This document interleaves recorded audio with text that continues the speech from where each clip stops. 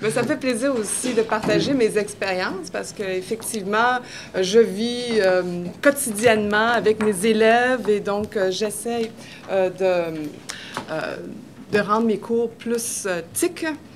Donc, effectivement, j'ai beaucoup à dire, mais je vais me limiter aux minutes que vous me donnez. Non, il n'y a pas de problème. D'accord, je vais juste entrer le site. Parce que ça... non, c'est ça, mais okay, oui. Est-ce que vous pouvez me donner la page où je peux aller chercher le site? Tu veux utiliser... Attends. Oui, je peux utiliser ça, oui. Lui? Oui, c'est ça, je vais indiquer. Tu veux faire une recherche ici? Oui, s'il vous plaît. D'accord.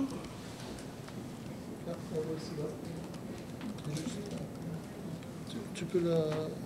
Va à la fin. Clique à la fin. F1? OK. Non, non. Je suis habituée à mon ordi, okay, c'est ça. Donc, voilà, j'ai ma page ici de Moodle, Déclic. Et justement, bien, c'est tout frais, l'expérience dont je vais vous parler, mais je l'ai mis en pratique vendredi dernier. Donc, vendredi dernier, j'avais 110 élèves au Cégep de Terrebonne qui participaient à mes activités dans Moodle. Alors, je vais aller chercher un de mes cours, si on me le permet. Ça travaille? Ou j'ai pas besoin de cliquer et recliquer? Oui, ça... Là, il va me faire honte. Oui, c'est ça, hein? Justement, j'avais félicité François, j'ai dit « Ah, ça a tenu le coup vendredi, 110 élèves! » Oui, puis là, je suis seule. Allez, là. Ouais. Ça digère. Bon, mais entre-temps, ce que je peux vous dire, c'est ça. Il y a 3 ans, j'ai décidé de me redéfinir en tant qu'enseignante. C'était, on peut appeler ça une sorte de crise existentielle dans l'enseignement. Et j'ai trouvé comme solution de me retourner aux études. Alors, je me suis inscrite à Performa et au niveau de la maîtrise. Donc, en suivant les cours de Performa, puisque je ne voulais pas me déplacer, je m'étais dit, bon, je vais m'inscrire aux cours à distance. Et quand j'ai commencé ces cours-là, c'est sûr, dans un premier temps, j'étais craintive, mais ensuite, j'ai découvert tout un univers que je connaissais vraiment pas et j'ai été complètement séduite, à tel point que j'ai voulu me spécialiser dans les technopédagogies. Donc, depuis ce temps-là, j'en mange, je suis très contente et j'ai trouvé toutes sortes de moyens pour intégrer ça dans mes cours en littérature française. Donc, je suis vraiment très fière de mes résultats et c'est pour ça que je tenais à le partager aujourd'hui avec vous. Est-ce que ça va comme introduction? Oui. Je vais juste aller chercher mon premier cours, celui-là. Ah, ben merci. Voilà. D'accord. En cliquant une fois, ça va mieux. Oui, alors, donc, ce que je fais dans mes cours de littérature, c'est que je les considère comme des cours hybrides. Mais en fait, je ne veux pas non plus faire peur à mes élèves dès le premier cours. Je leur dis que les cours que je donne s'adressent à des étudiants, des étudiants qui ont des intelligences multiples. C'est-à-dire que je vais essayer de chercher les intérêts des étudiants de différentes façons. Donc, moi, je considère que je donne un enseignement différencié. Donc, j'ai des élèves dans la classe qui sont très visuels, d'autres très auditifs. J'ai des garçons, j'ai des filles, j'ai des étudiants très habiles à l'ordi, j'en ai qui ne le sont pas du tout.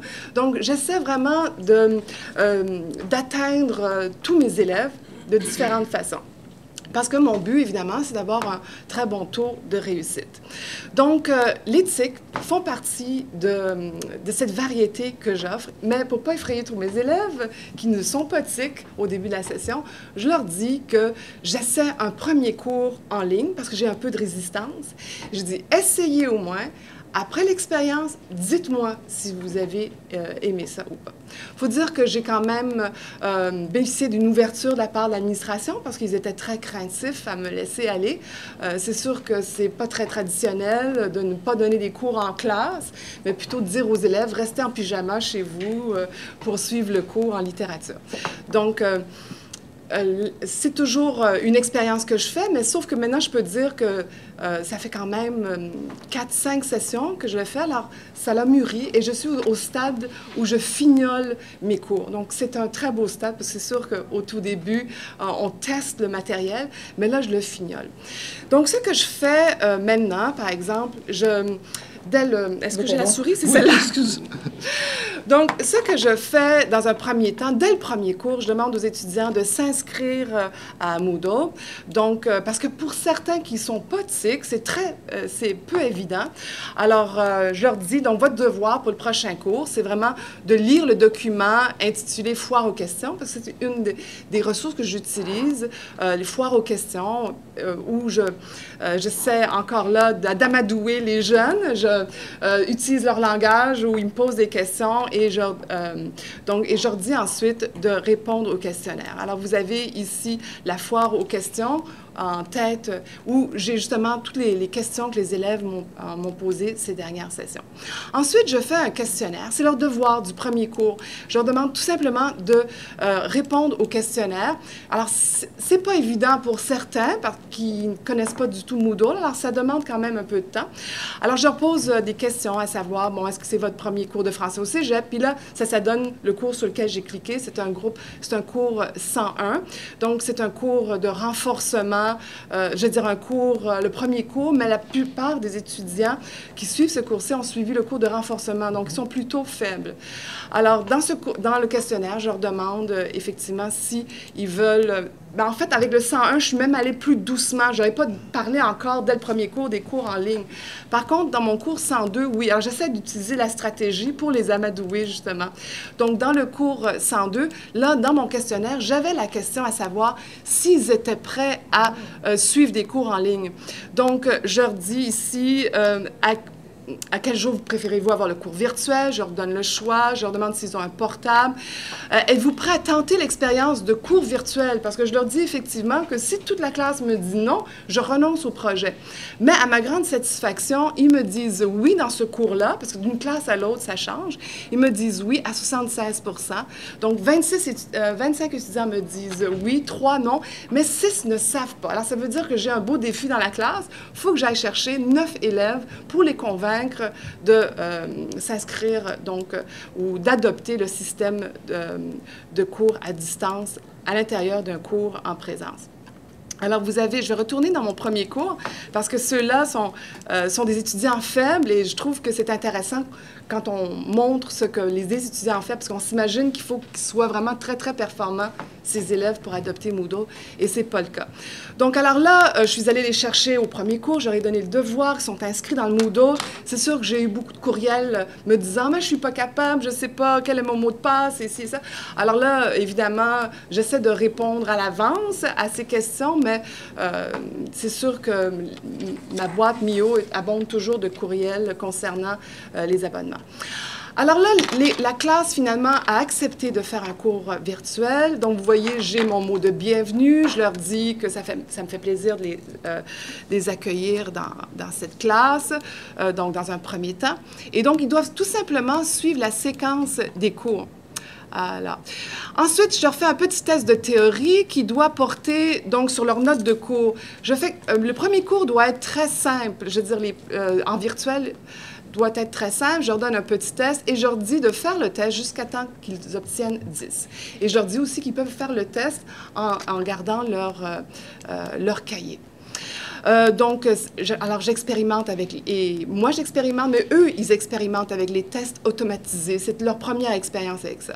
Ensuite, je fais expérimenter les jeunes avec les forums. Ici, l'exercice, c'était de me dire quel livre de référence ils vont utiliser lorsqu'ils vont faire les dissertations, les analyses. Donc, et je les encourage à faire un genre d'échange. Alors, je vais juste voir ici un élève comme livre de référence. Mylène me dit qu'elle, pour ses analyses, elle va choisir un dictionnaire pour trouver l'épellation des mots, le Becherel. Puis l'autre lui dit, va te procurer le précis de grammaire, ça te sera très utile. Alors, vous voyez, le forum me permet donc de créer aussi une atmosphère amicale. Et à la toute fin, c'est ça que j'aurais aimé terminer avec le forum final où les étudiants me font part de leurs impressions. Puis cette session-ci, c'était une très grande joie pour moi de lire leurs impressions parce qu'ils sont vraiment complètement fascinés par finalement cet enseignement à distance. Ils disent qu'ils ne comprennent pas pourquoi les autres enseignants n'utilisent pas cette méthode.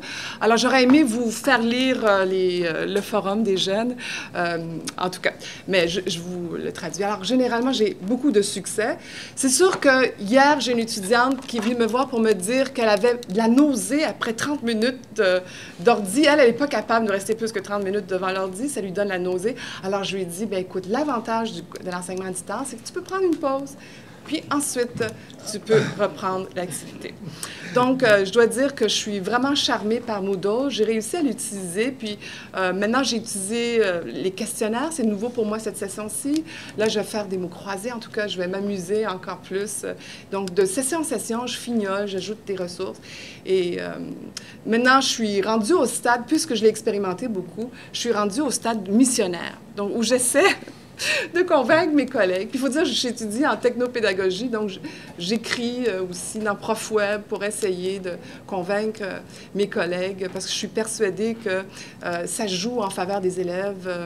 Ce système-ci, ça augmente le taux de réussite. Peut-être que je commence...